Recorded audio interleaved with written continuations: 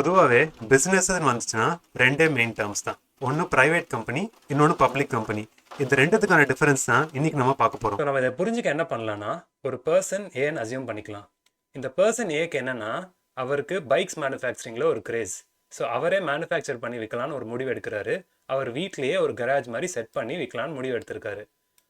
ஒரு சில நாட்களுக்கு பிறகு அவரோட ஃபர்ஸ்ட் பேட்ச் ஆஃப் வெஹிக்கிள்ஸை கஸ்டமர்ஸ்க்கு விற்க ஆரம்பிக்கிறாரு.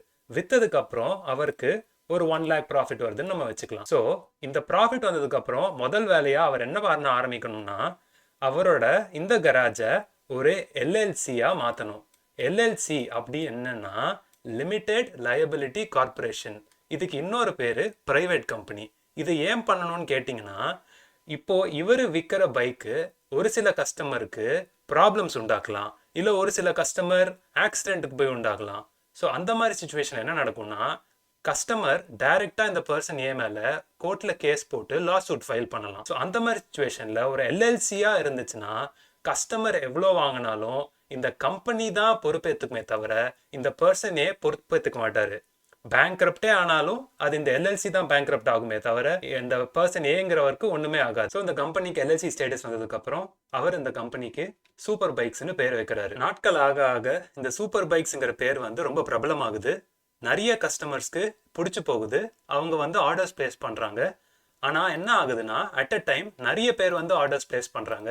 நம்ம மிஸ்டர் ஏக்கோ டிமாண்டை மீட் பண்ண முடியல. ஸோ அவர் என்ன முடிவு எடுக்கிறாருன்னா, இந்த எல்எல்சியாக இருக்கிற இந்த கராஜை ஒரு பெரிய இடத்துல ஓப்பன் பண்ணலான்னு முடிவு பண்ணுறாரு.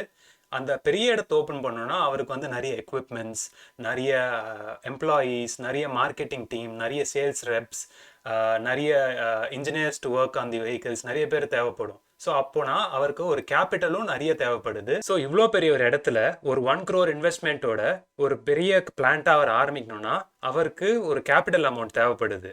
அவராலேயோ இருக்கிற கையில் 1 lakh மேலே இல்லை செலவு பண்ணுறதுக்கு. ஸோ அந்த மாதிரி சுச்சுவேஷனில் அவர் என்ன முடிவு பண்ணுறாருன்னா, ஆல்ரெடி இருக்கிற இந்த எல்எல்சி கம்பெனியை பாதியாக பிரிக்கிறாரு. 50% பிரிக்கிறாரு. ஸோ இந்த 50%-ஐ அவர் இன்னொரு ஸ்டேக் ஹோல்டருக்கு விற்கணும்னு பார்க்குறாரு. ஸோ அவர் போய் பி அப்படிங்கிற இன்னொரு ஸ்டேக் ஹோல்டர்கிட்ட 1 crore வாங்கிட்டு இந்த கம்பெனி இருக்கிற எல்எல்சியை 50% அவருக்கு விற்கிறாரு. பிங்கிறவரோ பார்ட்னர் ஆயிடுறாரு இப்போ இந்த எல்எல்சிக்கு. ஸோ அப்புறம் என்ன ஆகுதுன்னா, அவங்களால நிறைய எம்ப்ளாயிஸ் ஹையர் பண்ண முடியுது, எக்யூப்மெண்ட்ஸ் வாங்க முடியுது, மார்க்கெட்டிங் டீம் ரெடி பண்ண முடியுது. ஸோ அவங்க ப்ராஃபிட்ஸும் இன்க்ரீஸ் ஆகுது.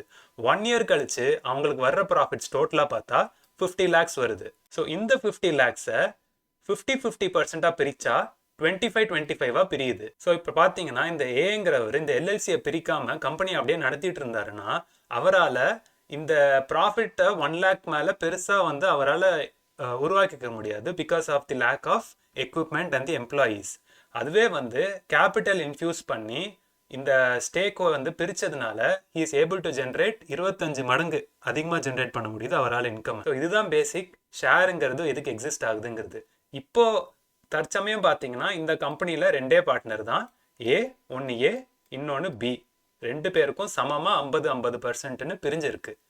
ஆனால் இந்த கம்பெனியே பப்ளிக்கு போச்சுன்னா வேற மாதிரி இருக்கும். அதை பற்றி நம்ம நெக்ஸ்ட் வீடியோவில் பார்க்கலாம்.